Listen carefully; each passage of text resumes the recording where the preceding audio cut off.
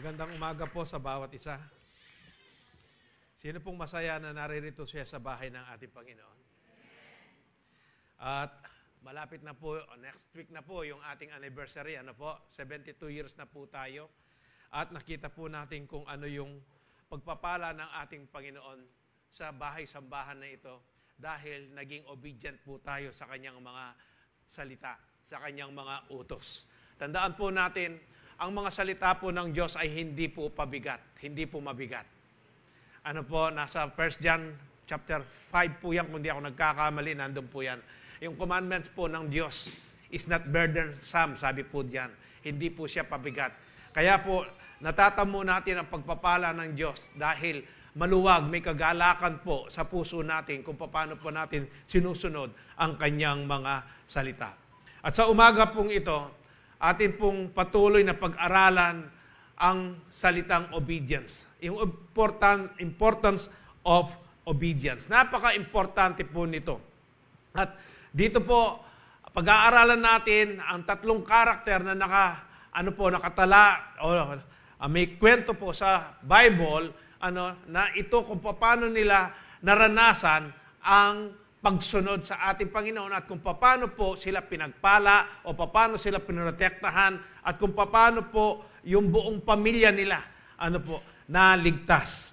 Kaya noong unang linggo pinag-aralan po natin yung obedience is the fruit of true repentance. Nandun po yung kwento ni Zacchaeus, kung paano nung makilala niya ang ating Panginoong Hesus na nagsisi po siya sa kanyang kasalanan, ano ang ginawa niya? Dahil siya ay chief collector po, tax collector, kung dito po sa atin, siya yung regional, siya yung pinakamataas. Ang sabi niya sa ating Panginoon, ibibigay ko yung kalahati ng aking kayamanan, sabi niya, sa mga dukha. At yung iba po, yung ninakaw niya, ibabalik niya ng 4 na beses. Higit pa doon. Yun po yung tunay na pagsisisi. Dahil po, ang grace ng ating Panginoon, kapag ito po ay naranasan ng isang tao, hindi pwedeng hindi magbabago yung tao na yan. Katulad po ninyo. Sigurado, naranasan po ninyo ang biyaya ng ating Panginoon. Tayo pong lahat na naririto sa loob ng sanktuaryong ito. At yung pangalawa po, obedience leads us to spiritual growth. Ganon din po, ang obedience sa salita po ng ating Panginoon, hindi pwedeng hindi mo mararanasan yung paglago mo, pag-mature mo, pag-level up mo sa iyong spiritual na relasyon sa ating Panginoon. Lalong-lalo na kung pinag-aaralan mo, minemeditate mo, ipinamumuhay mo, isinasagawa mo ang mga salita ng Diyos, hindi pwedeng hindi malalago ang iyong spiritual na buhay. Unang-una ang makakapansin yan, ang sarili mo, ikaw mismo. Pangalawa, ang mga tao. Dahil nabibless sila, dahil ikaw ay lumalago sa iyong pananampalataya. Ang pangatlo po ay obedience brings divine protection. Kung paano ang pagkasunod po natin, sabi nga ng mga kasiyo ko, noong minsan po naglilinis yung dalawa dito, inaayos po, nililinis yung ating yung parking po natin dito sa harapan, itong sa gilid, pareho silang nasa itaas ng scaffolding. Hindi po nila nalaman na yung palang isang paanong scaffolding na yon putol na. Bumagsak po sila. Bakal po lahat yon. Ang sabi nga nung isa nating kapatid, sabi niya nung makita kong umaagos na, pababa sa akin yung mga bakal na yon. Alam po ninyo yung proteksyon ng ating Panginoon. Hindi sila nasaktan. Yung isa nasugatan lang po. Kapag sumusunod ka sa ating Panginoon, ang proteksyon ng ating Panginoon, hindi pwedeng hindi mo mararanasan. Alam ko po tayong lahat, naranasan na po natin ang proteksyon ng ating Panginoon kapag ikaw ay sumusunod sa Kanya. Amen po ba? Sa umaga pong ito, pag-aralan naman po natin, obedience is a key to God's blessings. Ang blessing po na ating natatanggap sa ating Panginoon, lagi po naka-mindset tayo. At alam ko po na bago na itong kaisipan natin. Noong una, ang blessing po sa atin ay pera, di ba? Karamihan po pera, material na bagay. Pero ngayon, yan na po yung pinaka-maliit na blessing na atin pong matatanggap. Ang pinaka-blessing po natin na natanggap po natin sa kasalukuyan sa buhay po natin na napakasarap, walang iba kung hindi ang salvation, ang kaligtasan po. At kung ano po tayo ngayon, yan po yung blessing, napakasarap po, na kapag ikaw ay blessed na blessed sa spiritual, ang lahat ng mga bagay ay susunod po yan. Kahit hindi po natin hilingin sa ating Panginoon, ipagkakaloob niya kung tayo po ay obedient sa Kanya at ating ipinamumuhay ang Kanyang mga salita. Basahin po natin ang Luke chapter 11 verse 27 to 28. As Jesus was saying these things, a woman in the crowd called out, "Blessed is the mother who gave you birth and nursed you." He replied, "Blessed rather are those who hear the word of God and obey it." So 1 John chapter 3 verse 22, "And we will receive from Him whatever we ask because we obey Him and do the things that please Him." Tayo pong sumandali, pumikit at manalangin. Salamat po, Panginoong Hesus, sa umagang ito na kami po sa aming pagpunta rito ay iningatan mo po ang bawat isa't isa. Salamat po sa blessing na ito, Panginoon, kung paano kami po ay naggising at naranasan na naman namin, Panginoon, muli ang iyong pag-iingat, ang hangin na aming hinihinga po, Panginoon Diyos. At kung paano mo iningatan ang aming mga kanya-kanyang mga pamilya, Panginoon. Salamat din po, Panginoon, sa spiritual naming relasyon sa iyo. Kung paano mo ito, Panginoon Diyos, ay lagi po kaming nagiging matatag pa, Panginoon Diyos, na lagi namin, Panginoon, panghawakan na mahigpit, Panginoon, ang mga salita mo. Dahil ang mga salita mo ay hindi pabigat at ang mga pangako mo po ay lagi mong tinutupad ito sa iyong mga anak na masunurin, Panginoon.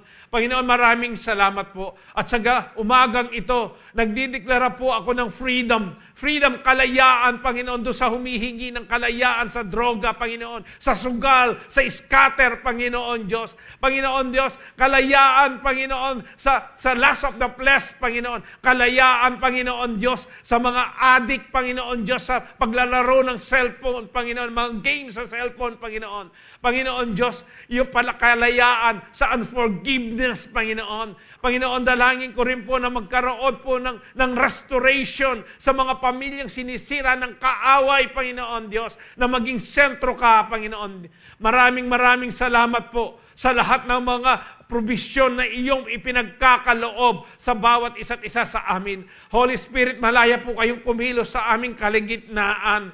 Panginoon, buksan mo yung mata ng aming puso, mata ng aming pangunawa, upang lalo pa po naming maunawaan, Panginoon, lalong-lalo na ang aming mga first-timers, maunawaan nila kung gaano mo sila kamahal, Panginoon Diyos, at walang aksidente sa inyo, Panginoon. Ang lahat, Panginoon, ay nakatalaga. Alam mo lahat ang mangyayari. Kaya sa umagang ito, ang dalangin ko po, Panginoon, kayo po ang mag-control sa aming kaisipan. Panginoon Diyos, na iwaksi po namin ano man yung gumagambala sa aming kaisipan, problema o mga pagsubok man ito, amin pong inilalagay sa iyong kamay, Panginoon. Alam po namin, ang lahat ng ito ay may kasagutan sa inyo. Maraming salamat po, Panginoon Diyos.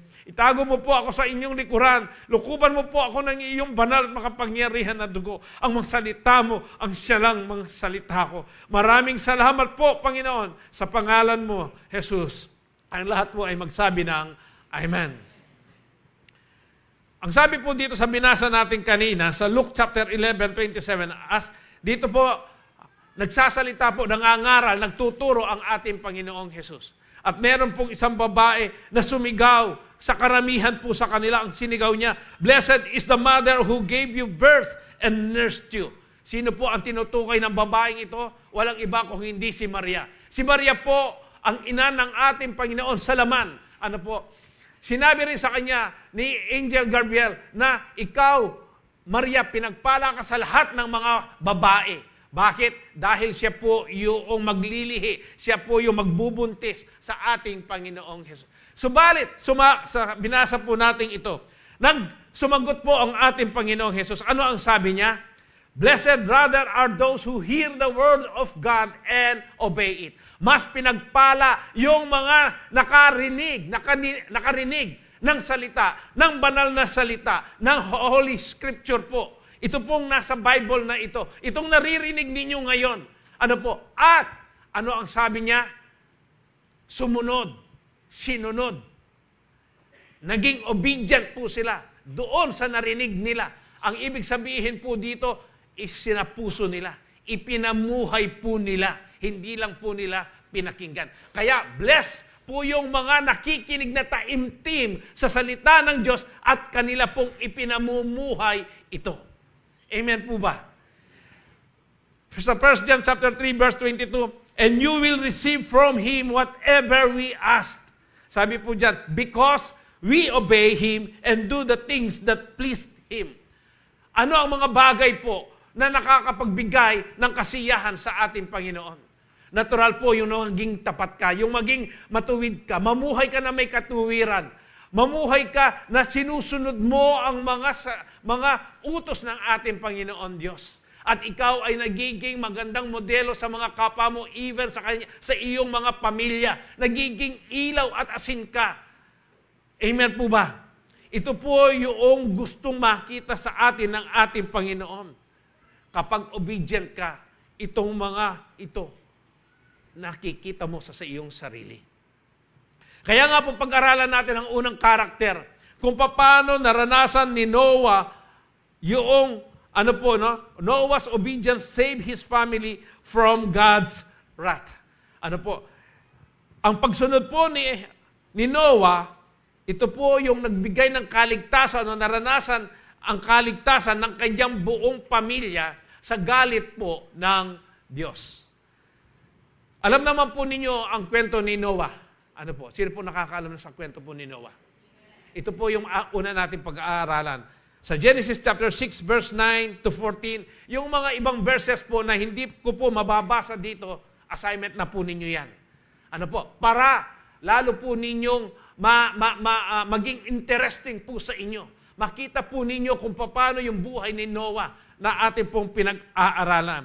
Sabi po ng verse 9, This is the account of Noah and his family. Ito yung kwento ni Noah at ang kanyang pamilya. Noah was a righteous man, blameless among the people of his time, and he walked faithfully with God.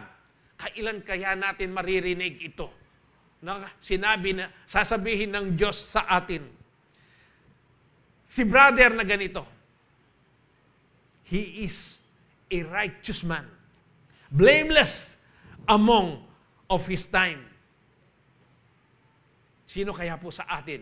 Ito lang, kapag ito ay binigkas, sinabi sa atin ng ating pagpapala na po ito, ang ibig sabihin, nag-obey ka sa Kanya. Kaya nga po, ano ang sabi dito sa verse 10? And Noah had 3 sons, si Shem, Ham, and Japheth. Now the earth was corrupt in God's sight and was full of violence. God saw how corrupt the earth had become. For all the people on earth had corrupted their ways. So God said to Noah, I am going to put an end to all people, for the earth is filled with violence because of them. I am surely going to destroy both them and the earth. So make yourself an ark of cypress wood. Make rooms in it and coat it with pitch inside and out. Sa panahon po natin ngayon, gaano po katindi ang kasamaan ng tao. Kung noon po, ang sabi po ng ating Panginoon dito, the earth was corrupt, in God's sight and was full of violence. Sa panahon po natin ngayon, kanina po, nagtingin po ako sa Facebook. At doon, unang bumungad po sa akin yung isang Kristiyanong babae sa Amerika po na nagsishare ng salita ng Diyos, ng gospel. At pagkatapos may lumapit po sa kanya na babae rin, sinuntok po siyang diretso sa mukha at dito talagang sugat po ito, biyak ito, dumurugo po. Pero pinapanalangin din, pinapanalangin pa rin nitong sinuntok na ito, yung sumuntok sa kanya. Yung isa pong rapper, hindi ko po alam kung kilala niyo ito na ko rin yung Nicki. Nicki ba yun? Yung rapper na sikat? Dahil tumayo po siya sa mga Kristiyano, para nagtanggol niya po, nabawasan daw lahat po yung kanyang mga tagasunod. Tandaan po ninyo, hindi po tayo ang sinasaktan o nire-reject kapag sinishare natin ang salita ng Diyos. Ang mismong ating Panginoong Hesus ang nire-reject po nila. Ganyan po kasama. Kung masama noon, ngayon, pasama ng pasama pa ang mga tao. Nakikita po natin sa kapaligiran natin kung gaano kasama. Sa gobyerno lang po natin yung mga corruption na yan. Hindi na po nila inisip ang kanilang mga kababayan kung hindi inisip nila yung sarili nila at kung paano sila mangurakot ng bilyon na pera. Pero wala silang katahimikan. Sana makilala nila ang ating Panginoon. Kaya nga po dito si Noah, siya po yung ginamit ng ating Panginoon. At dito po, first time na maranasan po ni Noah, sa Genesis chapter 6, verse 22, doon muna po tayo sa chapter 6, verse 14, nung sabihin ng ating Panginoon sa kanya, so make yourself an ark of cypress wood, make rooms in it, and coat it with pitch inside and out. First time po siya makarinig ng ganito sa ating Panginoon. At si Noah po, hindi pa po siya nakaranas ng flood. Hindi niya alam kung ano po ang baha. Ito yung sinasabi sa kanya ng ating Panginoon. At saka po, sabi ng ating Panginoon, ano yung ibibuild niya? Isang barko, isang arko na napakalaki. At hindi niya ito itatayo o gagawin sa tabi ng dagat, kung hindi sa itaas ng bundok. At ano pa po? Dahil si Noah, nagpipreach po yan, nangangaral siya, sinishare niya ang kabutihan, ang pagmamahal ng Diyos. Subalit, noong umpisahan na niya po naggawin ang barkong ito doon sa itaas ng bundok, marami na po siyang narinig na pangungutya. Binuli po siya, tinukso siya. Subalit, meron pa pong tao na naniniwala sa kanya. Walang iba kung hindi ang kanyang pamilya. Ang asawa niya, ang 3 niyang anak at ang 3 niyang manugang. Yan yung mga tao na mga kasama niya na gumagawa po doon sa arko, doon sa barko na napakalaki. Alam po ba ninyo na ang ating Panginoon, kapag siya po ay may pinapagawa sa atin, very specific po yan. Hindi ka na niya hahayaan na mag-isip pa. Basta obedient ka lang. Kaya nga sabi ng ating Panginoon sa kanya, O Noah, ganito ang gawin mo. Ang haba ng barkong yan, ng arkong ayan ay 135 meters. Sa feet po, kinumbert ko sa feet, 443. Feet. Yung 135 meters na yan, pag kinumbert mo po sa feet, 443 feet po yan. Gaano kahaba yan? At gaano kalapad? Binigay din ng ating Panginoon, 22 meters ang lapad po. Ang sa feet naman po, almost 73 feet po ang lapad ng barkong yan na pinagagawa ng Diyos. Ang height, 13.5 meters, almost 43 feet po. Kung yung poste po natin dyan, nakikita ninyo yan, na mataas na yan, ganyan po, lalampas pa ng konti dyan. Ganyan po kataas yung barkong pinagagawa po ng Diyos kay Noah. First time po lahat yan sa itaas pa ng bundok. Kahit na po tayo, tatawanan natin siguro yung taong gagawa ng barko sa itaas ng bundok. Bakit? Ang lahat po na alam natin, lahat ng mga ginagawa po na mga barkong malalaki nasa mismo ng dagat. Nandyan na. Pero dito po, sumunod lang po si Noah.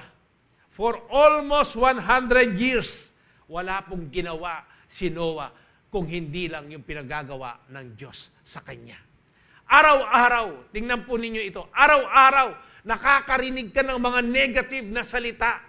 Hindi lang negative, siguro binabato pa sila. Silang buong pamilya. Kung bababa pa si Noah na magpipreach po siya, kaya? Araw-araw for almost 100 years po yan. Tayo, oras lang o kaya minsan lang. Nanggigigil na po tayo. Gusto na nating sapukin yung tao Kapag nagsasalita ng masama sa atin, di ba? Naiinis na tayo, kumukulo na po yung dugo natin. Pero si Noah, 100 years niyang naranasan po yan. Ano po ang sabi dito sa kwentong ito? Nag-question ba si Noah? Tinanong niya ba ang Diyos? Lord, ano ito? Sinusunod ko naman yung pinagagawa mo. Nagtayo kami ng barko sa itaas ng bundok na yan. At dito naman sa baba, habang ako ay nagpipreach, nagsishare, ipinapahayag ko ang iyong mabuting balita. Ganito po yung aking naririnig. Kung babasahin po natin ang kwento ni Noah, wala po tayong mababasa ng ganyan. Si Noah po, dahil taos sa puso niya, ang paglilingkod niya sa ating Panginoon, yung integrity niya po, talagang intact. Ginawa niya lang po kung ano ang pinagagawa ng ating Panginoong Jesus. Kaya nga po, kung tayo kaya, utusan ng ating Panginoon, ano kaya yung ating sasabihin sa ating Panginoon? Kung tayo, ipapagawa niya yung panibagong arko na ito doon sa itaas ng Arayat. Sino kayang sasama sa inyo? Baka lahat magdadalawang isip. Pero ito, si Noah, talagang buo ang kanyang puso, ang pagsunod niya po sa ating Panginoong Jesus. Even ang kanyang mga pamilya. Sa Genesis chapter 7 verse 1 to 7, sabi, the Lord then said to Noah, go into the ark and you and your whole family, because I have found you righteous in this generation. Ano ang nakita ng pamilya ni Noah kay Noah? Bakit sumunod sila? Bakit nung una hindi na sila rin nagtanong? Father Noah, Tatay Noah, totoo ba na inuutusan ka ng Diyos na gumawa ng barko sa itaas ng bundok na ito? Pero wala po tayong mababasa niya. Bakit? Dahil nakita ng asawa, 3 anak, at 3 manugang, kay Noah, na iba yung pagmamahal ni Noah sa Diyos. Yung integrity niya po. Kung ano yung inutos ng Diyos sa kanya. Tayo po bilang mga magulang, dapat yung integrity po, kung gusto ninyo na meron pa bang mga unsaved ones sa mga pamilya ninyo, dapat po makita yung integrity na yan. Yung integrity po yan kung paano ka binago ni Kristo. Na magbuhat doon sa luma mong pagkatao. At ngayon nandito ka na si Kristo ay tinanggap mo. Siya na ngayon yung hari sa buhay mo. Lahat ng mga kilos at mga sinasabi, mga salita, mga words na lumalabas sa iyong bibig, ay pwede pong panghawakan o meron pong integridad. Si Noah, ganyan. Bakit? Walang nagtanong, walang nagreklamo sa kanyang pamilya. Dahil kumbinsido silang lahat na itong tatay nila ay isang amang matuwid sa harapan ng Diyos. Kaya nga po dito, sabi, go into the ark and you and your whole family, because I have found you righteous in this generation. Take with you 7 pairs of every kind of clean animals. Basahin po natin mabuti dahil po tayong lahat, nalin lang tayo doon sa kwento na tig-1 paris lang ang pumasok po sa barko. Pero dito po sa Bible, ang sinabi po, take with you, inutos po ng Diyos kay Noah, ang sabi niya, take with you 7 pairs of every kind of clean animal. Pagkatapos, a male and its mate. Ang ibig sabihin, lalaki, babae. And 1 pair, 1 pair of every kind of unclean animal. A male and its mate. And also 7 pairs of every kind of bird, male and female, to keep their various kinds alive throughout the earth. 7 days from now, I will send rain on the earth for 40 days and 40 nights. And I will wipe from the face of the earth every living creature I have made. And Noah did all that the Lord commanded him. Noah was 600 years old when the flood waters came to the earth, and Noah and his sons and his wife and his sons' wives entered the ark to escape the waters of the flood. Dito po makikita natin kung gaano po inayos po ng Diyos. Iniisip ko po kung gaano karami yung mga hayop, yung mga clean, yung mga malilinis na hayop. Paano kaya pinili ni Noah ito? Alam po ninyo, kapag ang Diyos ang nagplano, nandyan na po lahat yan, nakaprepare na po yan. Sumunod ka lang. Gawin mo lang kung ano yung pinagagawa niya. Amen po ba? Sa atin po, bilang mga mananampalataya, magbuhat na makilala natin ang ating Panginoong Hesukristo bilang tagapagligtas po natin. Nandyan na po ang blessing. Nasa sa atin po ngayon kung paano po natin sinusunod o pinamumuhay ang kanyang mga utos sa atin. Kung paano tayo maging obedient sa kanya. Si Noah po hindi na nahirapan. Pumasok po yan. Pinili. Isipin po ninyo yung mga, yung mga ibon.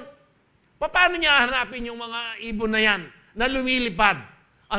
Naka Nakaayos na po lahat yan. Ganyan po ang ating Panginoon. Napakaayos ng ating Panginoon.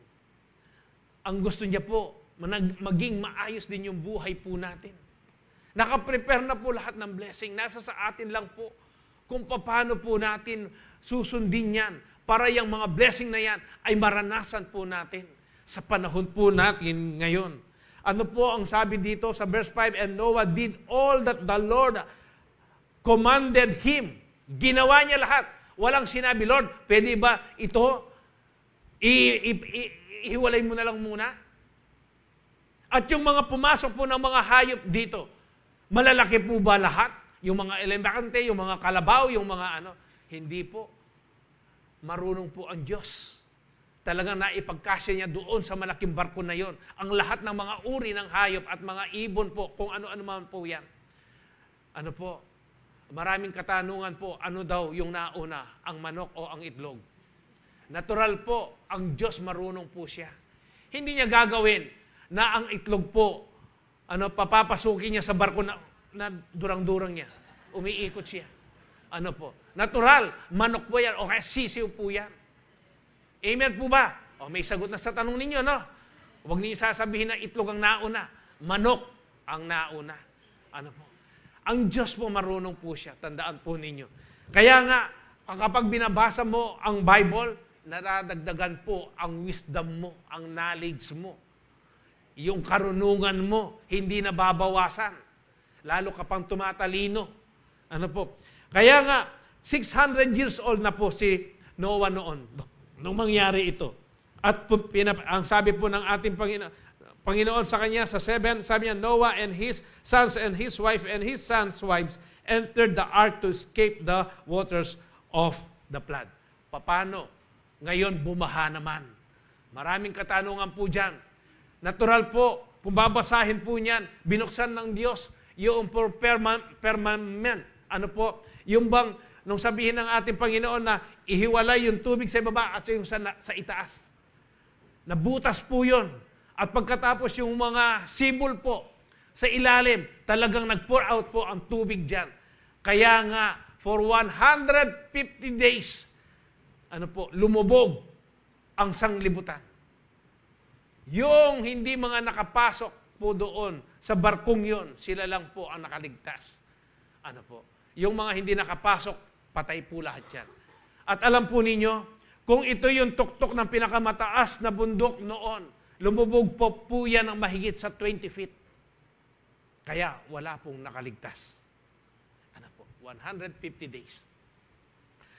Kaya po, ang pamilya lang po ni Noah ang naligtas dito. Bakit? Dahil, sumunod siya sa ating Panginoong Yesus. Sa Genesis chapter 7 verse 16, balikan po natin. The animals going in were male and female of every living things, as God had commanded Noah. Then the Lord shut him in. Dito po makikita natin Yung barko na ginawa ni Noah, first time, naggumawa siya ng barko. Natural po, wala siyang kaalam-alam. Pero ang Diyos pa rin ang nagbigay ng karunungan sa kanya. Yung mga kahoy po, yung cypress wood na ginamit po doon. Doon, ang isang puno, para malaman mo kung ilang taon na ito, pag pinutol mo yan, makikita mo yung mga ring. Yung pabilog sa loob. Malalaman mo doon kung ilang taon na ang isang puno. Ganyan po nila tinitingnan kung gaano katanda na ang puno. Pero itong ginamit po ni Noah na ito, wala po yung guhit pa na yun. Dahil nung sabihin po ng ating Panginoon na let there be trees, bearing fruit trees, lahat po ng mga sinabi ng ating Panginoon, lumitaw po lahat yan. Nalikha po lahat yan sa kanyang salita, sa kanyang bibig. Kaya itong ginamit ni Noah na ito, nung hatiin niya po yan at pagdugtugtugtungin niya, natural, nakakasigurado ka bang walang siwang yon? Bakit walang siwang? Lumubog, bumaha ng 150 days. Bakit ni kapatak walang pumasok na tubig doon sa arkong yon? Dahil ang Diyos ang kasama nila Noah na nag-build doon sa barkong iyon. At ang Diyos pa rin ang gumawa ng parang kung paano niya sinild. Kapag tayo po ay nasa kamay ng ating Panginoon, yung pong pagtatanggol niya, yung pagsisid niya sa atin, kahit na si Satanas at ang kanyang mga kampon na demonyo, hindi kanya pwedeng saktan. Kapag ang Diyos ang iyong protector. Kaya po, ganyan. Naranasan po nila Noah yung proteksyon ng ating Panginoon. Ang barko po, isang pinto at isang bintana lang yan na nasa itaas. Tingnan ninyo kung gaano makapangyarihan ang ating Panginoong Jesus. Yung divine protection niya po, naranasan po nila Noah.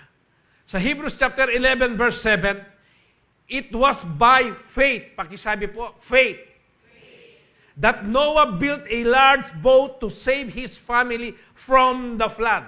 Ano ba ang definition ng faith sa Bible? Sa Hebrews chapter 11 verse 1, ang sabi po, faith is the assurance of things. Ayan po, nababasa ninyo. Things, sabi po diyan, hope for, the conviction of things not seen. Now, faith is the confidence in what we hope for and assurance about what we do not see. Na kahit na po, pag sinabi ng ating Panginoon, o nananalangin ka po, ganito, nananalangin ka po ng kagalingan sa iyong katawan. Pero nakikita mo sa iyong katawan na nandiyan pa yung karamdaman. Pero sinabi ng ating Panginoon that by His stripes, we are healed. You are healed. Kahit na wala pa yun. Dapat ang nasa puso mo, parang nandyan na yan. Nandyan na yan. Lord, salamat po sa kagalingan. Yun po yung ibig sabihin niyan. Hindi mo po man nakikita, pero parang nandyan na siya. Nandyan na siya. Pinagaling ka na ng ating Panginoon. Lord, kailangan ko po ng amount na ito. Salamat po, Lord. Nandito na sa bulsa mo yan. Yan po yung ibig sabihin ng faith. Kaya nga po si Noah, ganyan po katindi yung kanyang pananampalataya. Kung ano ang sinabi ng ating Panginoon sa kanya, inutos sa kanya, ginawa niya lang po niya lahat yan. Alam niya, ang Diyos ang kausap niya. At hindi siya bibiguin ng ating Panginoon. Kung hindi sumunod si Noah sa utos ng ating Panginoon, ano kaya ang mangyayari sa kanya? Alam po ninyo, itong barkong ito,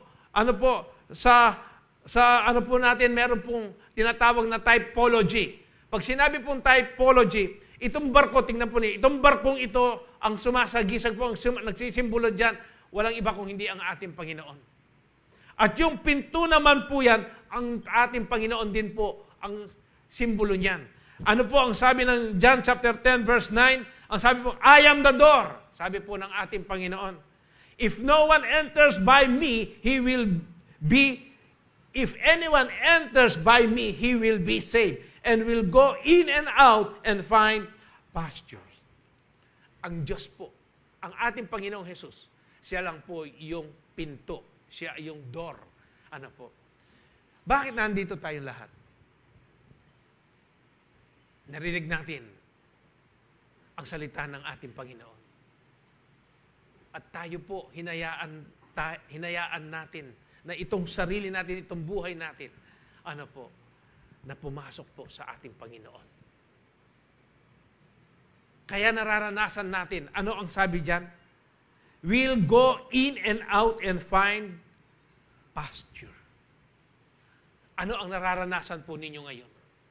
Dahil nandiyan kayo sa kamay ng ating Panginoon. Ano ang nararanasan natin? Unang-una, kapayapaan. Kapayapaan na hindi pwedeng bilhin ng pera. Kapayapaan na nagmumula sa ating Panginoon. The peace that transcends all our understanding. Ang kapayapaan na hindi natin maunawaan. Walang words na pwedeng mag-describe nito. Yung kapayapaan na nagmumula sa ating Panginoon po. Pangalawa na lang yung mga pera at mga material na bagay. Kaya dito makikita po natin na itong sila Noah, noong pumasok po sila dito sa barkong ito, noong isara na ng ating Panginoong Jesus ang pintong iyan, safe sila. Hindi man lang sila nag-alala na merong tutulo o merong butas na papasukan ng tubig ang barkong ginawa po nila. Dahil kapag nasa kamay ka ng ang Diyos, siya yung protector mo. Sasabihin ko po uli, walang pwedeng gawin si Satanas sa inyo, sa atin po. Sa Hebrews chapter 5 verse 9, in this way, God qualified him as a perfect high priest, and he became the source of eternal salvation for all those who obey him. Bakit nararanasan mo ngayon ang eternal salvation? Ang kaligtasan niya po na pangwalang hanggan na yan. Bakit? Dahil sumunod ka sa ating Panginoon. Nung narinig mo ang kanyang mensahe, sumunod ka, naranasan mo yung pagmamahal, yung kalinga ng ating Panginoon sa iyo. Yung kapayapaan po, yung pagliligtas ng ating Panginoon sa inyo, sa ating pong lahat. Kaya po, kailangan natin, lagi nating sundin ang kanyang mga utos. Uulitin ko po, ang utos ng Diyos, ang kanyang mga kautusan, hindi po pabigat yan. Paano nagiging mabigat ang utos ng Diyos? Kapag ayaw po nating sumunod.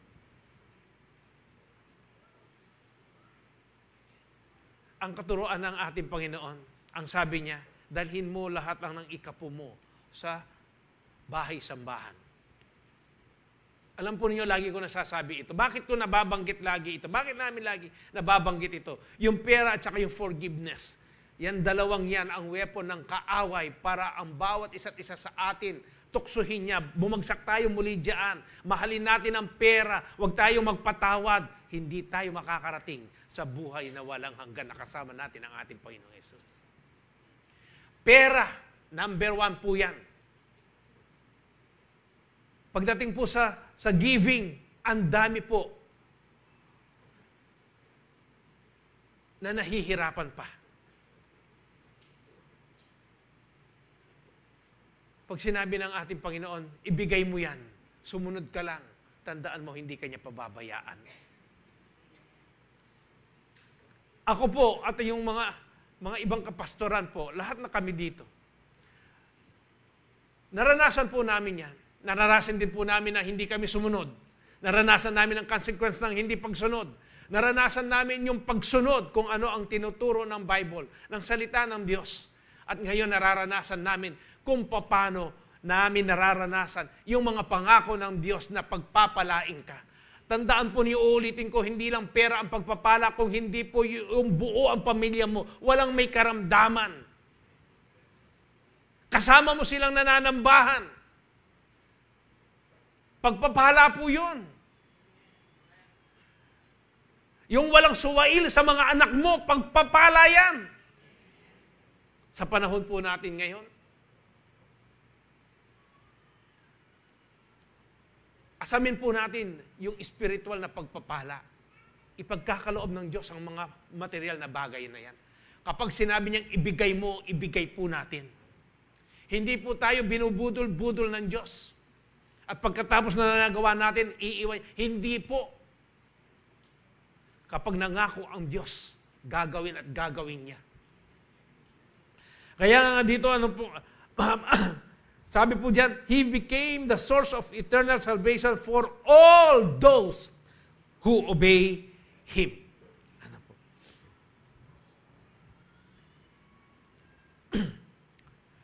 Minom ko pa po sa gulin na po.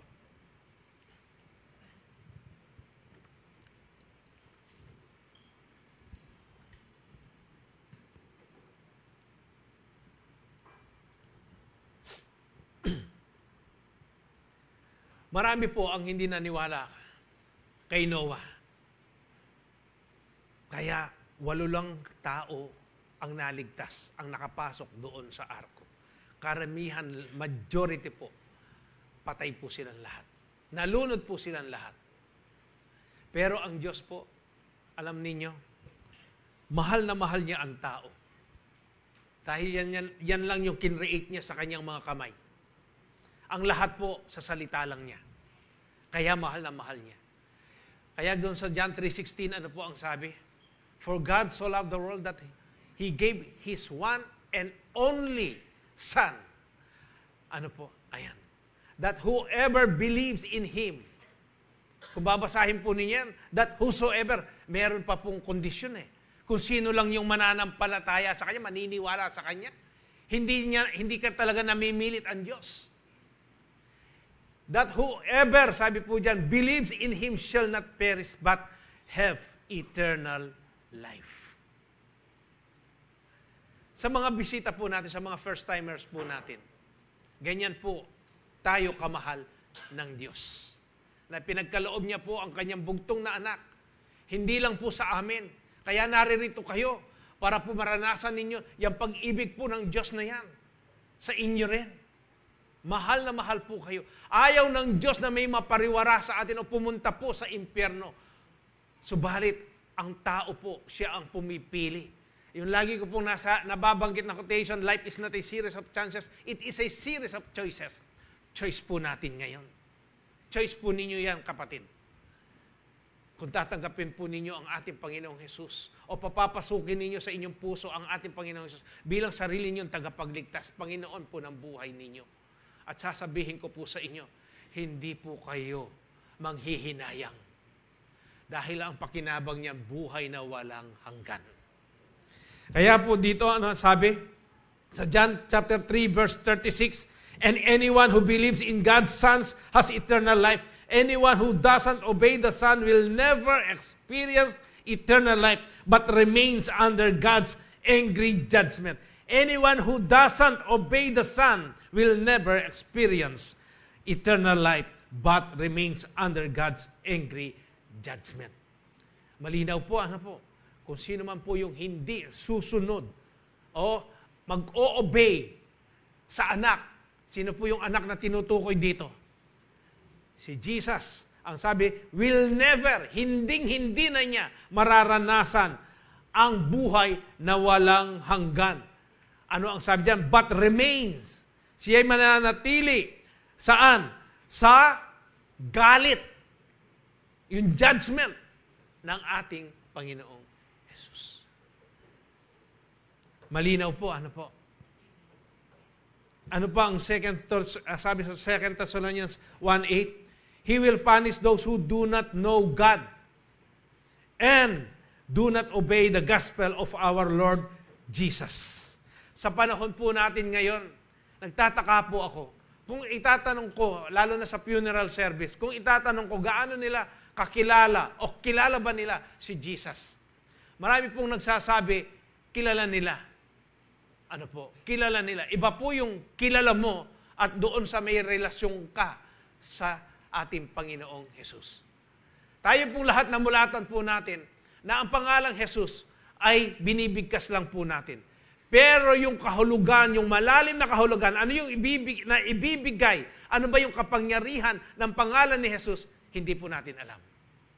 At ngayon lang po natin, Ngayong tinanggap natin si Kristo bilang sarili natin tagapagligtas at naririnig natin ang mga ganito pong mensahe at nag-aaral tayo, pinag-aaralan natin ang salita ng Diyos, dito pa lang natin tunay na nauunawaan kung sino si Jesus. Sa buhay po natin, siya si Jesus, yung nagligtas kila Noah. He is the same yesterday, today, and forever. Hindi nagbago ang Diyos. Tandaan po natin yan. Kaya ang sabi dito, He will punish those who do not know God and do not obey the gospel of our Lord Jesus Christ. Kaya kung ano yung naririnig po nating mga katuruan, yung doktrina, yung katuruan, dito po sa likod ng pulpitong ito at yung nakasulat po dyan, sana ang laki po natin ng LED, basahin po ninyo. I-meditate po ninyo. Pag-aralan ninyo at isapamuhay po ninyo. Gawin ninyo sa inyong buhay. Uulitin ko po, hindi kayo lugi. Pakinabang po yan. Amen po ba? Sa panahon po natin ngayon, dapat seryoso po tayo sa ating pananampalataya. Huwag na po tayong pagganyan-ganyan. Na tuwing linggo lamang na ganitong oras, na second service, doon lang tayo Kristiyano. Paglabas po natin dyan, pagdating na, nasa daan na tayo, hindi na tayo Kristiyano. Tamo po maging doble kara. Ano po? Huwag po tayong doble kara. Mapapariwara lang po tayo. Kung ikaw ay tunay na Kristiyano, magpaka-Kristiyano ka na. Amen po. Pangahalagahan po natin ang salita ng Diyos. Mabuti po dito sa atin, wala pang nagpe-persecute sa atin, wala pang sumusuntok sa atin, wala pang naninipa, hindi pa tayo pinapatay. Sa ibang bansa, sa Nigeria, pinapatay, minamasakyer, sinusunog ang simbahan nila. Dito sa atin, salita pa lang. Umaalis na sa church. Wala na, nawawala na. Kapatid, maging seryoso tamo po. Maging obedient po tayo sa mga salita na natututunan po natin. Ano ang sabi sa Acts chapter 16 verse 31? They replied, "Believe in the Lord Jesus and you will be saved, you and your household." Automatic ho ba na kapag ikaw ay nakilala mo ang ating Panginoong Hesus, tinanggap mo siya bilang sarili mong tagapagligtas, automatic po ba na masisave ang iyong mga pamilya? Hindi po. Tandaan po ninyo. Masisave lang po ang inyong mga pamilya kapag yung naranasan mo sa ating Panginoong Hesus kung paano Kanya binago, kung paano yung Kanyang biyaya, yung grace na yan, na siya po ang nagbigay ng kapangyarihan sa iyo at kung paano ka namuhay na may katuwiran, yan ang dapat mong ipahagi sa kanila at ipakita mo sa kanila para sila ay maligtas at makita nila na totoo si Jesus sa buhay mo. Doon pa lang sila masisave. At kung hindi pa rin sila nasisave dahil namumuhay ka na doon sa ayon sa salita ng ating, huwag mo silang titigilan na ipanalangin. Oras-oras, araw-araw, kung anong oras ka nananalangin, huwag mo silang kalilimutan. Marami pong ibibigay ng kutsa ang kaaway, katulad po ni Noah. Pero sumunod ka lang, manalangin ka lang, manampalataya ka lang doon sa itinakdang panahon ng Diyos, makakasama mo ang mga pamilya mong yan. Huwag ka lang huminto. Amen. Persevere, sabi po dyan, in your faith by obeying God's word and the blessing of salvation will be yours and your families. Pangalawa po, obedience is a key to God's blessing. Let's learn from Abraham's life. Ito pong buhay ni Abraham, ilang beses na po natin na italakay ito. Very interesting po. Hindi ko po sinasabi na hindi interesting yung kay Noah, pero ito pong kay Abraham, iba po yung dating sa atin. Ano po, pare-pareho po yan na ang Diyos ang kumikilos sa kanilang buhay. Pero itong buhay po ni Abraham na ito, makikita po natin kung paano nila o niya na kamahal ang ating Panginoon. Kung paano siya obedient sa lahat ng mga pinagagawa po ng ating Panginoon sa Kanya. Basahin po natin ang Genesis chapter 12, verse 1 to 4. The Lord had said to Abraham, "Go from your country, your people, and your father's household to the land I will show you." Ano po? Ang pangalan pa po ni Abraham dito, Abraham pa po. Wala pang H. Ano po? Kasi po yung Abraham diyan, yung pinagpala na siya. Ano po? Kaya binigyan na siya ng pangalan na Abraham. Pinagpala siya. Siya po yung magiging ama ng maraming nasyon. Ano po? Sindami ng bituin at ng buhangin sa dagat. Ganon din po kay Sarah. Si Sarah po, Sarai. Ngayon po, Sarah na po siya. Dahil siya magiging ina ng maraming nasyon. Kaya po dito, ang sabi ng ating Panginoon kay Abraham, "O Abraham, makokakyan, keng lugar yan. Lakwan mo la," sabi niya, "lakwan mo rin keng kabalen. Iwanan mo yung mga tao na yan, yung mga kababayan mo yan, at yung mga," sabi po dyan, "your father's household." Kahit na yung mga, mga tatay mo, yung mga ari-arian niya, yung mga kasama niya, mga kamag-anak niya, iwan mo siya, pumunta ka sa lupa na aking ipakikita o ibibigay sa iyo. "I will make you into a great nation." Tingnan po ninyo, yung plano ng ating inutusan si Abraham po na umalis sa kanyang lugar. Pero yung plano ng ating Panginoon, nandyan na po. Yung pagpapala, ano ang sabi niya? "I will make you into a great nation." Gagawin kitang tanyag sa buong nasyon, sabi niya. Ano po? Sa lahat ng nasyon. "And I will bless you. I will make your name great." Gagawin kong tanyag ang iyong pangalan, and you will be a blessing. Sa ngayon po, anong bansa ang pinakatanyag? Alin po? Ang bansang Israel. Napakaliit na bansang Israel. Ang mga nakapaligid po sa kanya, malalaking mga nasyon ng mga Muslim. Nakapaikot po yan.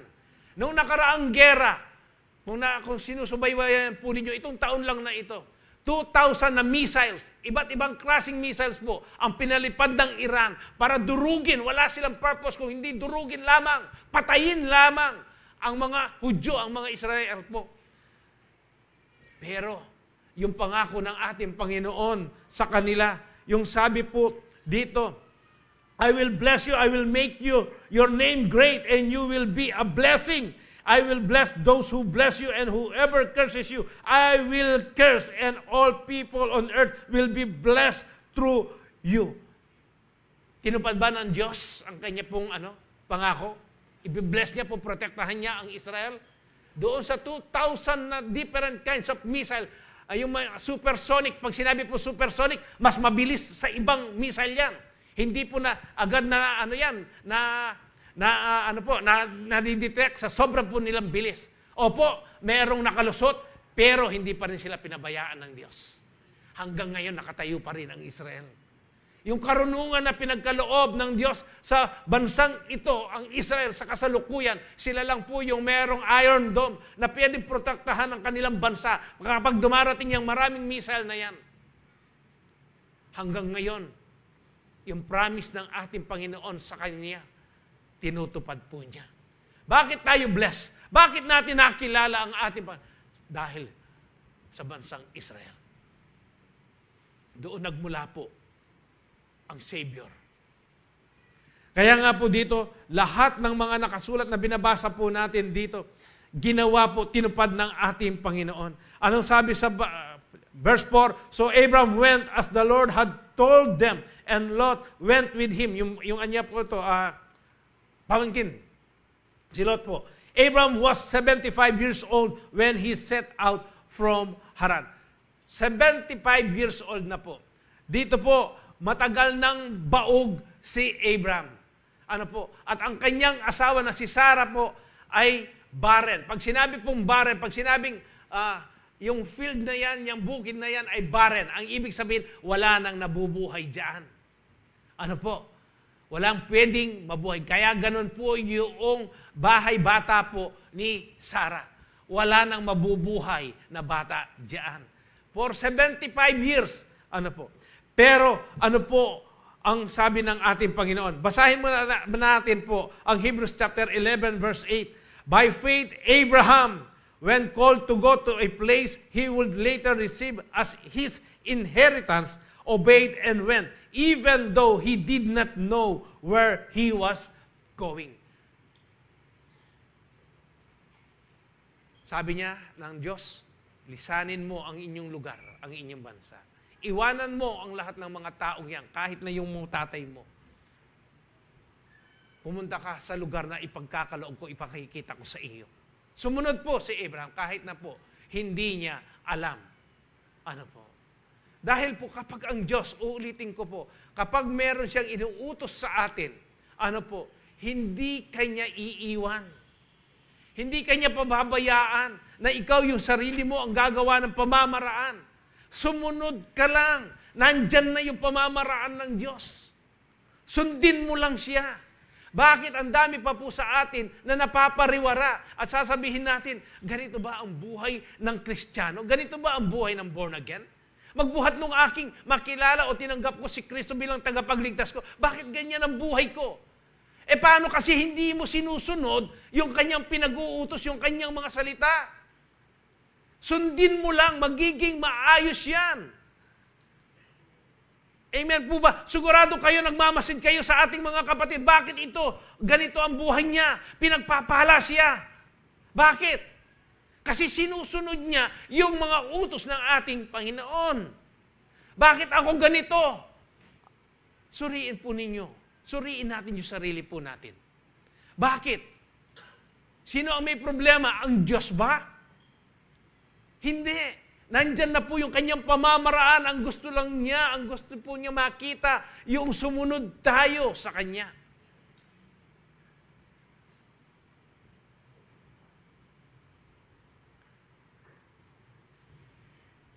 Sa Genesis chapter 13 verse 2, Abram was very rich in livestock, silver, and gold. Tingnan po ninyo. Yan po yung bunga ng pagsunod sa ating Panginoon. Napakayaman po.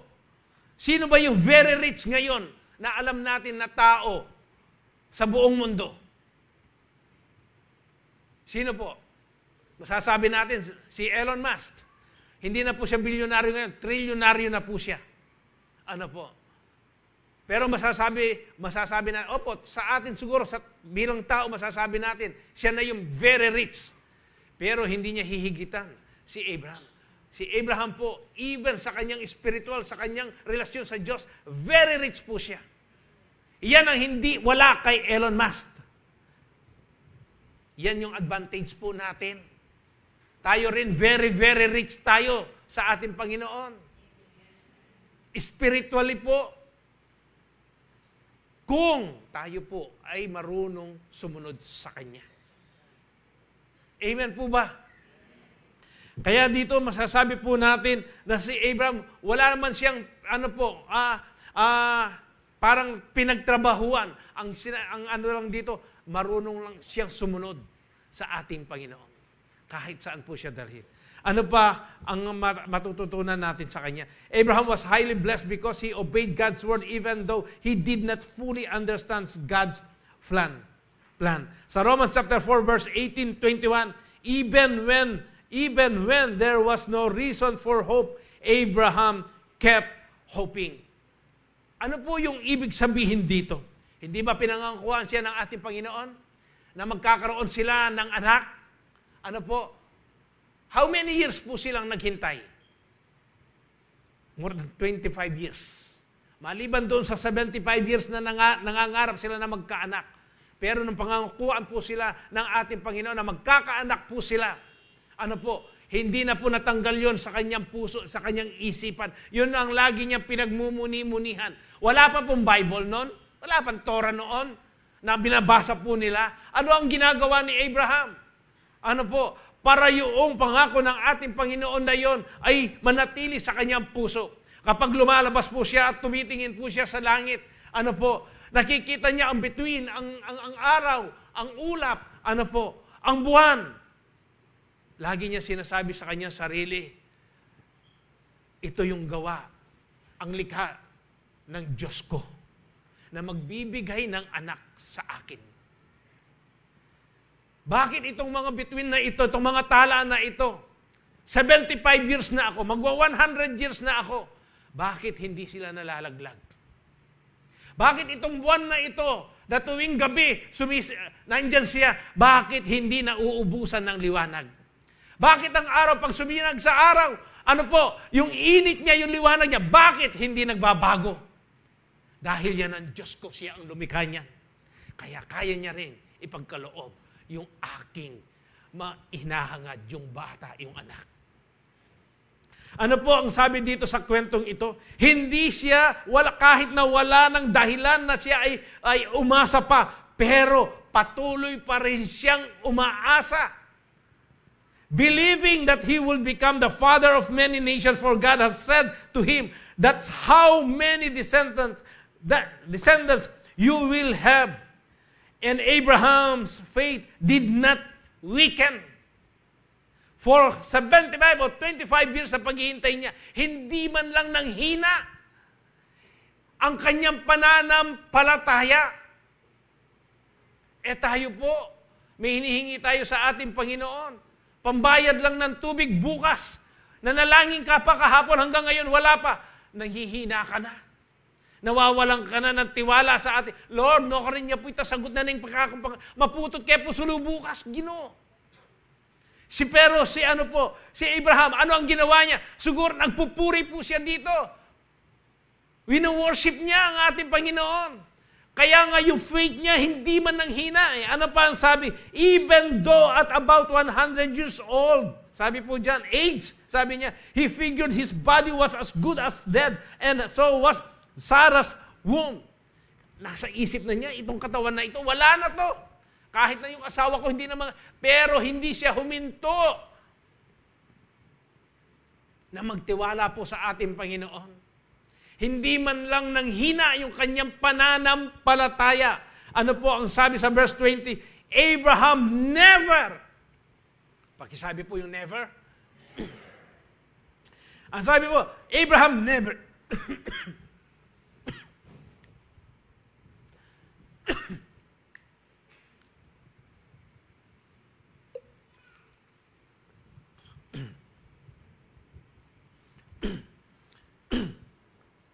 Abraham never waver. Never rin pasabi ng kalaman. Amo po.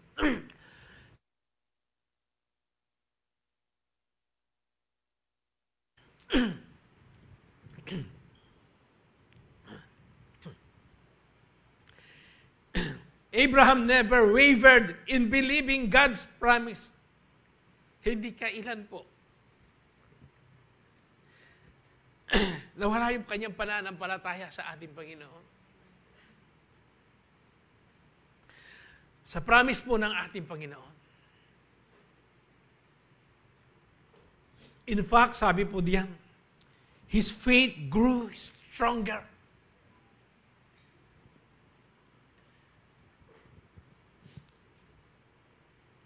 Lalo pa pong naging matatag yung pananampalataya po ni Abraham. And in this, he brought glory to God. Tingnan po ninyo. Kapag hindi ka nawawalan, naging matatag ang iyong pananampalataya, kahit na ano yung mga pinagdadaanan po natin sa buhay po natin, problema, pagsubok, relasyon sa pamilya, sa asawa, sa mga anak po natin, huwag kang mawalan ng pag-asa. Magpatuloy ka lang manampalataya. Magpuri ka sa ating Panginoon. Yan po yung kulang kasi sa atin. Kapag naranasan na po natin yung mga ganito mabigat, nagmumukmuk na tayo. Ang sabi ng salita ng Diyos, lagi kang magpasalamat. Sambahin mo ang ating Panginoon. Panghawakan mo yung kanyang mga pangako na hindi kanya iiwan at mababayaan. Na yung nasa sa iyo, ang banal na Espiritu ang ating Panginoon, ay higit na mas makapangyarihan yan kesa sa hari ng mundong ito.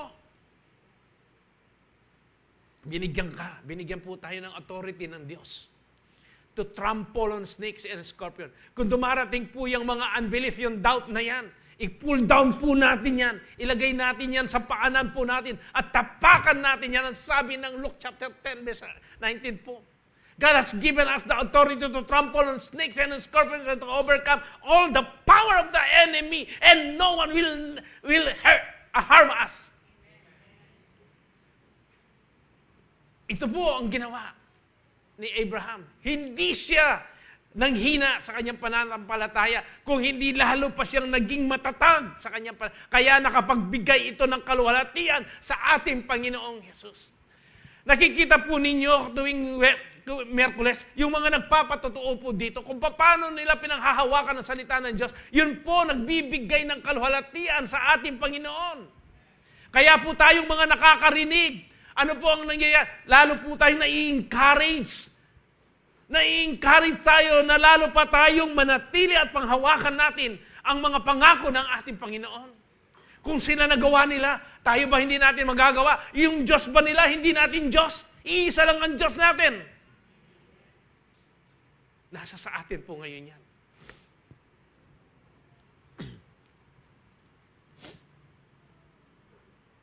Sa verse 21 po, he was fully convinced that God is able to do whatever He promises. Amen po ba? Sa Genesis chapter 22, verse 1 to 3, sometime later, God tested Abraham's faith. O, ito na naman po. Doon ba sa nauna, yung bang naghintay ng matagal si Abraham at saka si Sarah, hindi ba na-test yung kanyang, hindi ba nasubok yung kanilang pananampalataya dito? At dito po sa Genesis chapter 21 verse 1 to 3, ang sabi, sometime later, God tested Abraham's faith. Abraham, God called, yes. He replied, here I am. Take your son, your only son.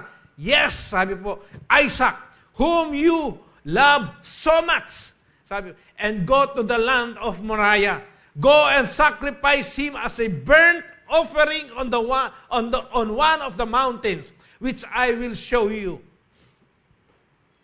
The next morning, Abraham got up early. He saddled his donkey and took 2 of his servants with him, along with his son Isaac. Then he chopped woods for a fire for a burnt offering and set out for the place God had told him about. Na-test na po siya for 25 years. Nung ipagkaloob sa kanya si Isaac, natural. Hinintay nila, kaya mahal na mahal nila. Tinreasure po nila ito. Kahit na siguro yung lamok, walang pwedeng dumapo kay Isaac. Bantay na bantay po nila ito. At pagkatapos dito, sasabihin ng Diyos, O Abraham, sabi, nano po ito Ginoo? Pwede ming i-offer ka na ako, i-sacrifice ang anak mo, Isaac. Alam po ninyo, walang question mark dito. Hindi pumasok yung espiritu ng doubt at unbelief kay Abraham. Sumunod po siya. Ano ang ginawa niya? Sabi po dyan, the next morning, kinabukasan, sabi niya, excited pa si Abraham. Ano ang ginawa niya? Inayos niya po yung BYD niya. Buy your dreams. Kinumpleto niya po yun. Nagsama pa siya ng dalawa niyang mga servants. Ano pa ang ginawa niya? Siya pa yung nagsibak ng kahoy. Para panggatong. Para pag inoper na si Isaac, yun ang gagamitin niya. Susunugin niya po yun. Ano po ang natutunan natin dito? Mahalagang mahalaga sa kanila si Isaac. Hiningi ng ating Panginoon. Tines niya yung faith ni Abraham. Kung doon sa paghihintay, okay, mas madali pala yung paghihintay. 25 years. Tapos nakamtan niya yung promise ng ating Panginoon. Ito, na nung makamtan niya itong regalong ito ng pangako ng ating Panginoon, tinreasure niya sa kanilang mga puso. Talagang mahal na mahal nila ito. Tapos bigla, hihingi ng ating Panginoon. Ang ipagagawa niya, hindi lang yung ibibigay mo, kasana ka nung katulad kay Samuel, no? Yung dadali na lang sa temple. Pero hindi eh. Ano ang sabi ng ating? Pumunta ka sa bundok na ito, sa Moriah, sabi niya, i-offer mo doon si Isaac. Sumunod po siya. Si Isaac, bakit hindi rin nagtanong? Si Isaac po dito, hindi po siya 7 years old o 8 years old o 9. Binata na po si Isaac dito. Muskulado na po siya diyan. Kung tutusin, kayang-kaya niyan bugbugin na yung tatay niya. Pero bakit ganun na lang ang pagsunod niya sa kanyang tatay? Nakita niya rin kay Abraham yung integrity po ng ating Panginoon. Kinukwento po ni Abraham yan kay Isaac. Silang mag-asawa kung paano hinintay nila yung pangako ng ating Panginoon at kung paano yung pananampalataya nila. Nakita po yun ni Isaac sa kanyang mga magulang na ito. Kaya hindi rin siya nag-question. Sigurado tinanong din ni Isaac yan. Nagtanong ba kayo sa ating Panginoon? Hindi. Hindi mo dapat tanungin ang Diyos. Dahil ang Diyos, all-knowing siya. Alam niya ang kanyang ginagawa. At hindi kanya kailan ipapahamak. Sumunod ka lang, anak. Kaya nga po si Isaac, ganun din ang pagsunod niya sa kanyang ama. At nung nandun na po sila sa bundok na yon, sa madaling salita po, nung i-offer na si Isaac, tay, saan po yung i-offer natin? Ikay ta, sabi niya. Pero hindi po pumiglas. Nagpumiglas si Isaac. Humiga siya. Natural. At noong pong akma ng papatayin na ni Abraham, si Isaac, pinigilan po siya ng ating Panginoon. Kaya nga po dito makikita natin, ang Diyos natin, pahihintulutan niya ang mga iba-ibang klaseng mga pagsubok sa atin, pero nandyan siya. Hindi kanya iiwan. Tayo po, ano yung respond naman natin doon? Ganito ba kay Abraham at kay Isaac? Walang tanong. Sumunod lang po sila. Napakasarap po ng sumunod sa ating Panginoon. Ano po ang nangyari? What made Abraham so willing, na ipagkaloob niya ang kanyang anak sa ating Panginoon? Walang katanong-tanong po. Masasagot po yan dito sa Hebrews chapter 11, verse 17 to 19. Tignan po ninyo yung pananampalataya ni Abraham. Ang sabi po diyan, it was by faith. Faith na naman po. It was by faith that Abraham offered Isaac as a sacrifice when God was testing him. Abraham, who had received God's promises, was ready to sacrifice his only son, Isaac. Verse 18, even though God had told him, Isaac is the son through whom your descendants will be counted. Sa verse 19 po, ano ang sabi diyan? Abraham reasoned that if Isaac died, sinabi niya sa kanya sarili, alam niya. Sabi po diyan, God was able to bring him back to life again. Yun po yung pananampalataya ni Abraham, na kahit na patayin ko pa si Isaac, alam ko, bubuhayin ng Diyos ko si Isaac. Ganyan po yung pagkakilala ni Abraham sa kanyang Diyos. Tayo po, gaano natin kakilala ang ating Panginoong Yesus sa buhay po natin sa kasalukuyan, sa araw na ito. Kaya ba natin ipagkatiwala sa Kanya? Kung hinihingi niya kung ano man yung Isaac na yan sa buhay po natin, kaya ba natin ipagkaloob na yan na walang question mark? Na walang katanungan, na walang pagdududa, na walang unbelief sa puso po natin? Gaano nating kakilalang kakilala ang Diyos po natin. Ano man po yung meron kayo.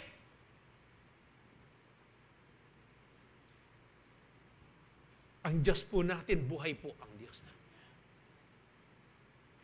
Mahal na mahal po tayo ng ating Panginoon. Ano pa po ang sinabi diyan? Abraham reasoned that if Isaac died, God was able to bring him back to life again. And in its sense, Abraham did receive his son back from the dead. Hallelujah. Sa Genesis chapter 22, verse 15 to 18, the angel of the Lord, pag sinabi pong the angel of the Lord, ang Diyos po ito. called to Abraham from heaven a second time, and said, I swear by myself, declares the Lord, that because you have done this and have not withheld your son, your only son, I will surely, sabi po niya, bless you. Hallelujah. And make your descendants as numerous as the stars in the sky and as the sand on the seashores. Your descendants will take possession of the cities of their enemies. And through your offspring, all nations on earth will be blessed because you have obeyed me. Bakit po tayo blessed ngayon? Bakit nararanasan po natin yung pangako ng Panginoon kay Abraham? Dahil sa pagsunod po ni Abraham sa ating Panginoon. Gusto po natin ma-bless din ang ating pamilya? Sumunod lang po tayo sa ating Panginoon. Ano man po yung gusto ninyo, yung kahilingan ninyo sa ating Panginoon. Alam po ninyo noon, itong bahay-sambahan na ito, hindi po ganito. Lumaki po ako dito. Nakita ko po namin, kahit na po si Brother Jess, si Elder Jess, nakita po namin kung ano ang kakaiba noon at ng ngayon. Hindi po namin sinasabi na mahina ang pananampalataya. Ito po ay bunga ng mga pananampalataya ng mga nauna na hindi huminto. At tayo naman po ngayon ay lalo po nating sinunod, ginawa kung ano po ang sinasabi ng salita ng Diyos. Kung paano po yung prinsipyo ng ating Panginoon, bakit tayo pinagpapala? Para Para maging tayo, pagpapala sa iba. Ginagawa po natin yan. Kahit na po hindi po under sa organization natin, kahit na ibang church po yan, kapag humingi po sila ng tulong, tinutulungan din po natin sila. Kahit na hindi po membro dito, tinutulungan po natin yan. Prinsipyo po ng Diyos, bakit tayo pinagpapala? Dahil sumusunod tayo sa kanyang mga katuruan po. Bakit naririto po tayo? Noon po, bakante po lahat yan. Siguro po, mas marami pa itong row na ito ang nag-a-attend noon.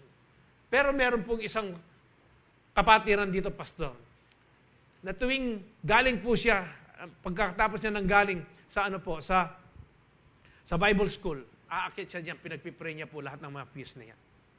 Na mapupuno po ng kaluluwa na yan. Na hindi po siya huminto. At tayo rin po, hindi tayo huminto na manalangin. Na marami pang kaluluwa, lalong-lalo na yung mga pamilya po natin na makasama po natin. Yan po yung bunga rin ng ating panalangin. Sumunod lang po tayo sa ating Panginoon. Hindi po tayo nanghina. Lord, kailan po? Noon hindi po ganyan kaganda itong sanktuaryong ito. Salamat sa Diyos. Pinagpapara niya po ang bawat isa't isa sa atin. Tayo po yung ginagamit niya. Hindi ba tayo komportable ngayon sa biyaya ng Diyos? Nakakapagsimba po tayo, na relax po tayo. Nasa sa atin na lang po yan. Nasa sa inyo na lang po yan. Kung ang isip ninyo, nasa SM. Kung mamimili po kayo. Sabi ko nga po sa mga CEO ko, kapag ang Lunes hanggang Sabado, binanggaloob na ng Diyos sa atin. Kapag Linggo naman, huwag ninyong isasabay yung mga lakad ninyo kung kayo ay magsisimba ng 7 to 9. Huwag ninyong gagawin ang lakad ninyo ng 9 o'clock. Kung 10 kayo, huwag ninyong gagawin na ang lakad ninyo alas 12. Sabihin niyo, pwede bang alas 2? Kung 9, pwede bang alas 10? Kasi po, pag dumarating na yung oras ng alas 9, patapos na, ang tagal naman magsalita ni Pastor Is. Meron akong lakad ng alas 9, meron akong lakad ng alas 2, meron akong lakad ng alas 12, meron akong lakad ng alas 6. Nakita po ninyo ang punto ko doon?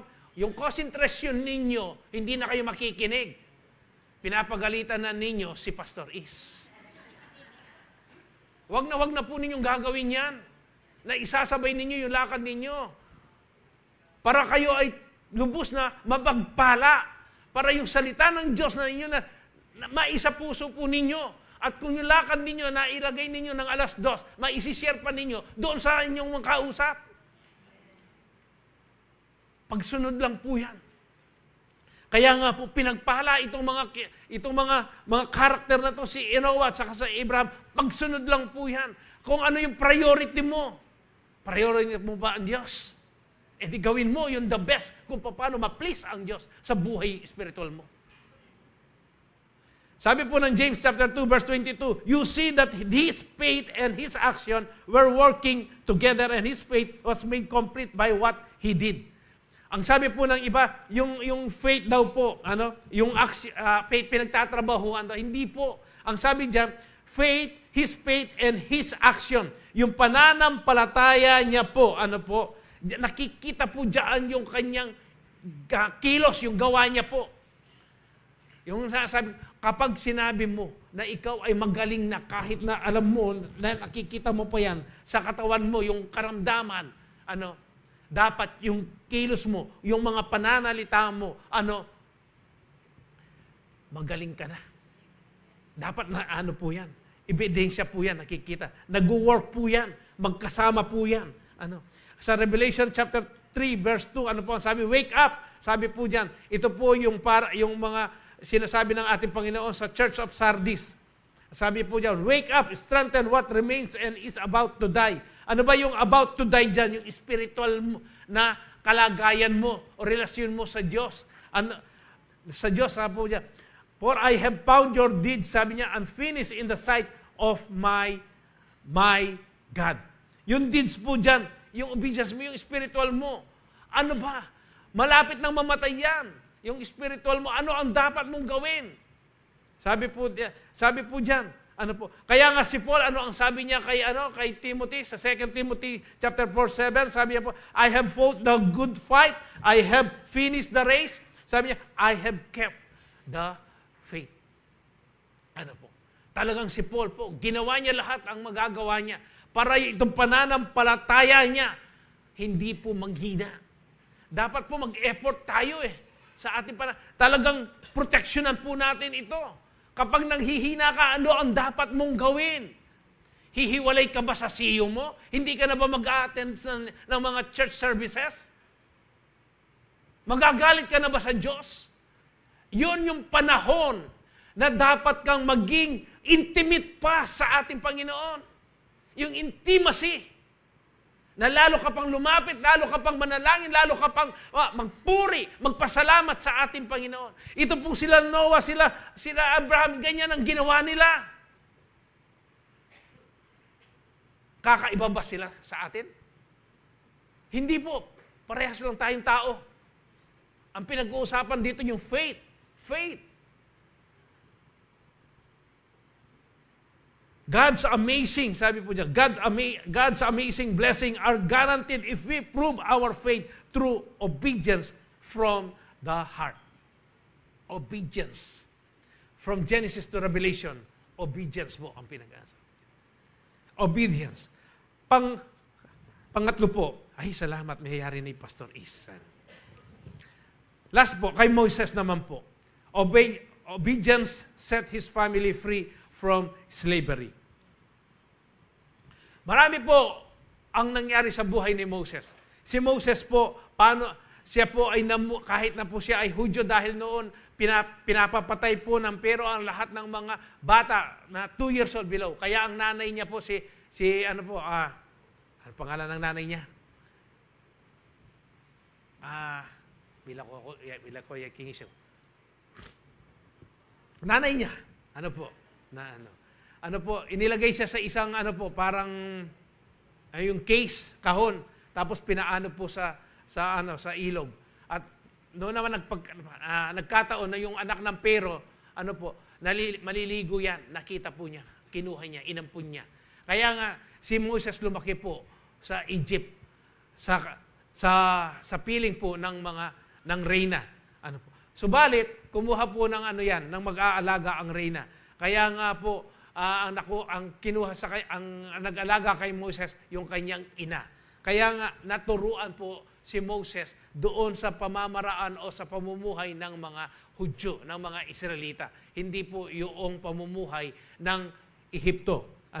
Kaya dito po makikita natin sa Hebrews chapter 11 verse 24 at 29, It was by faith that Moses, ito na naman po, it was by faith, sabi po dyan, it was by faith that Moses, when he grew up, refused to be called the son of Pharaoh's daughter.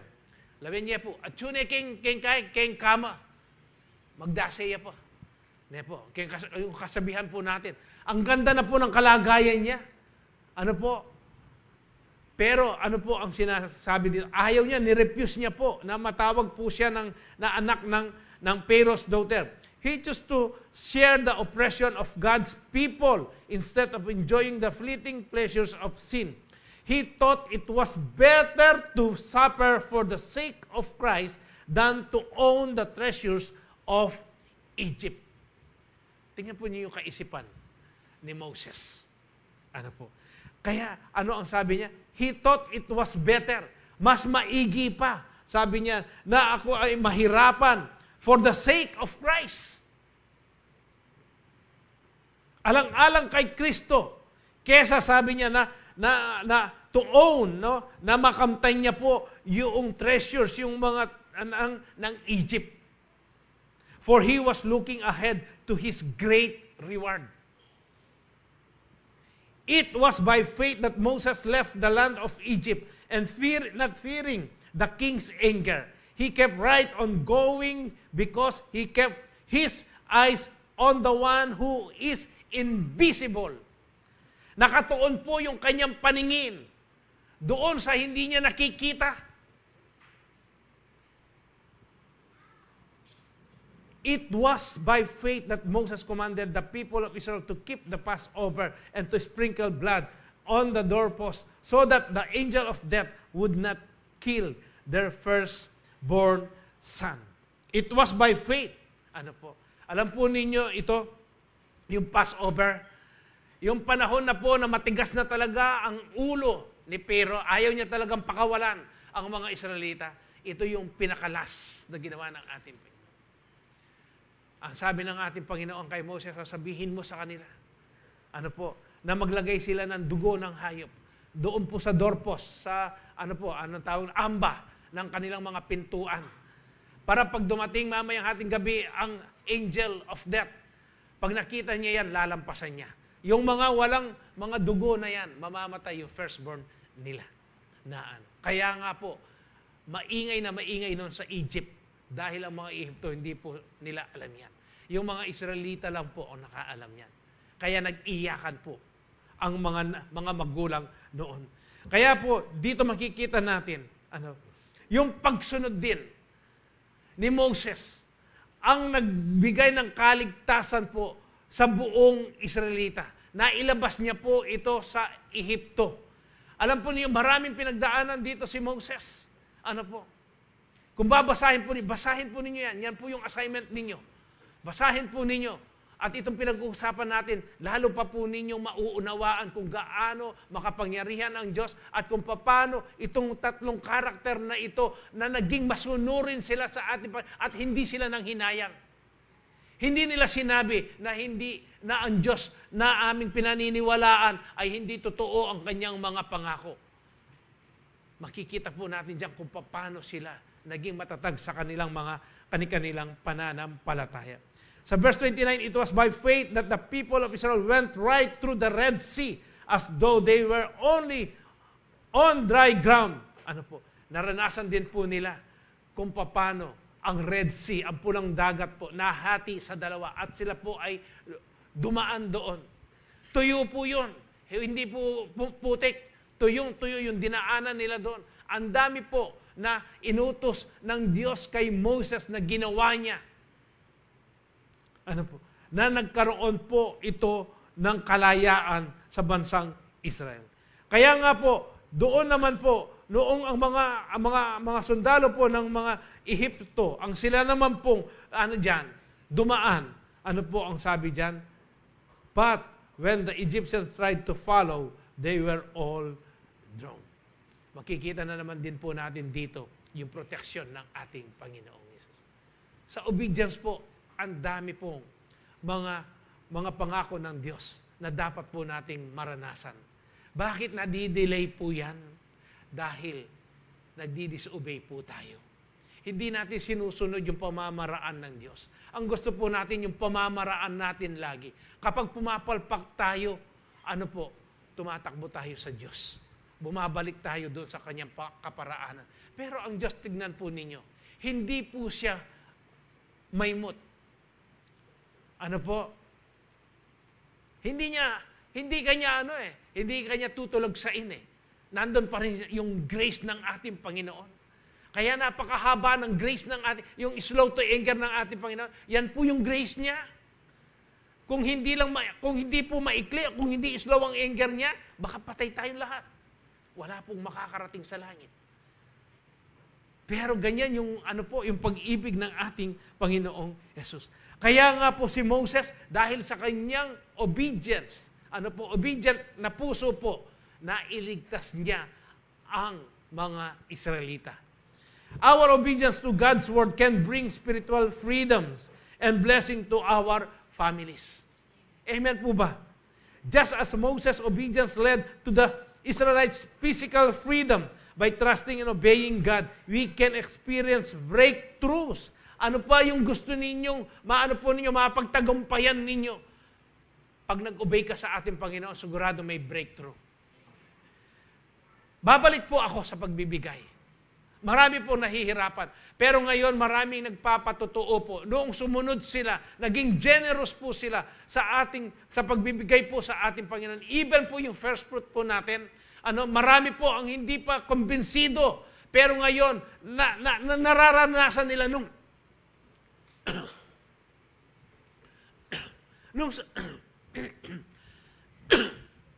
bakit pagdating talaga nung sumunod po sila,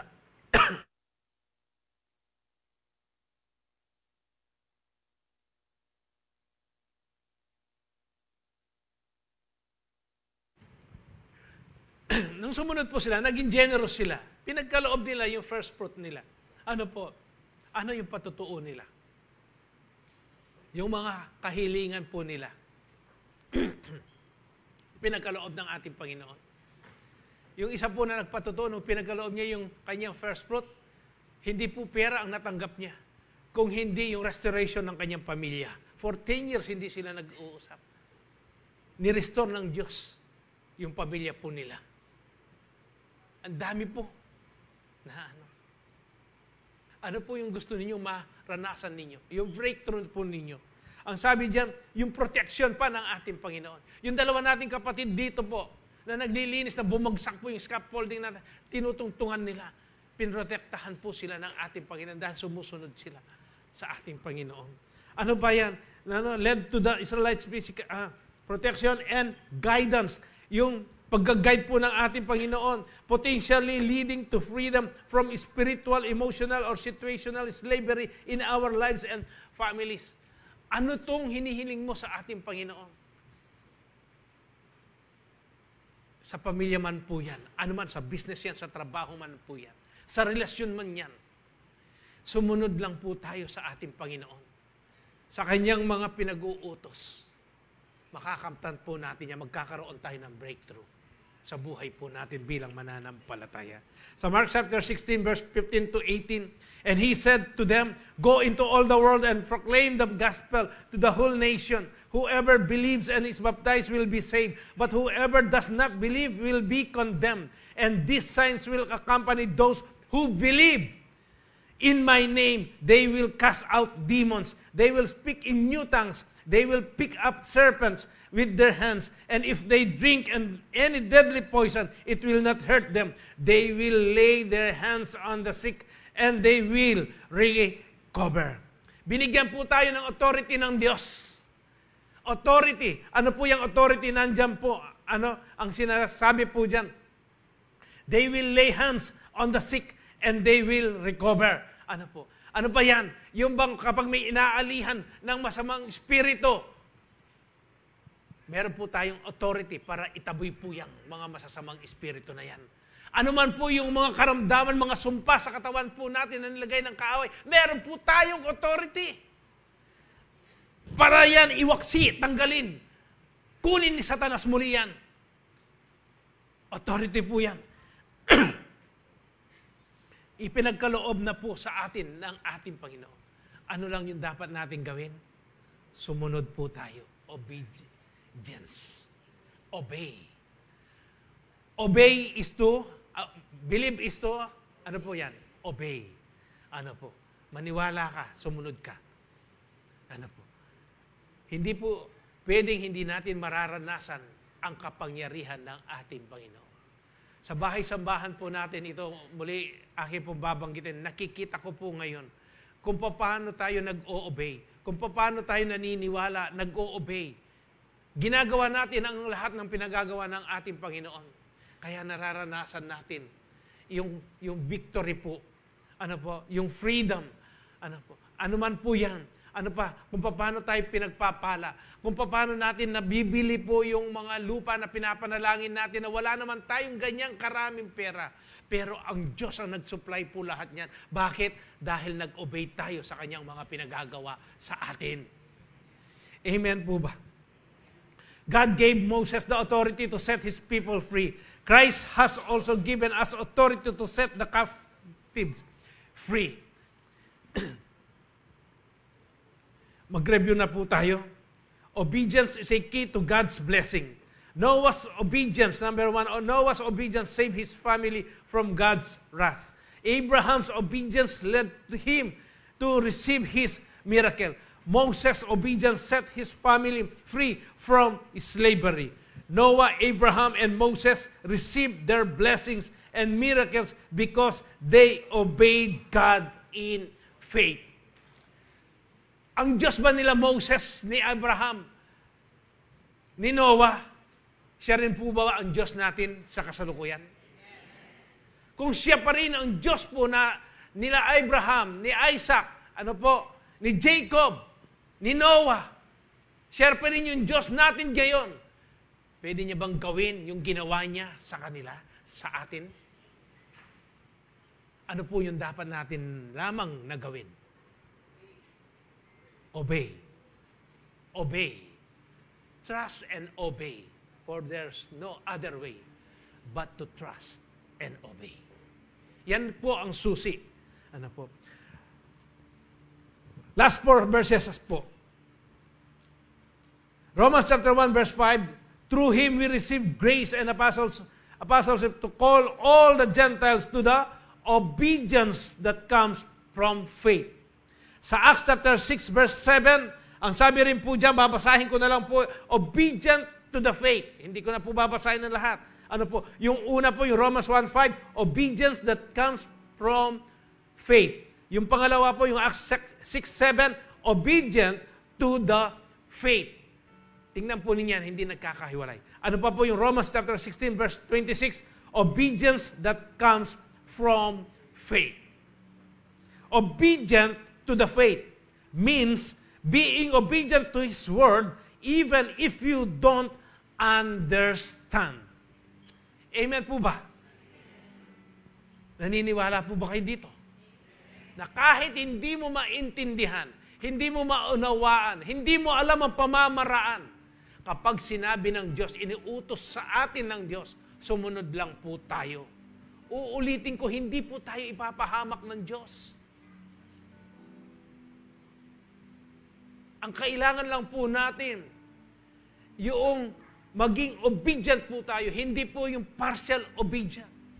Ang partial po, yan po ay disobedient pa rin po. Hindi po yan obedient.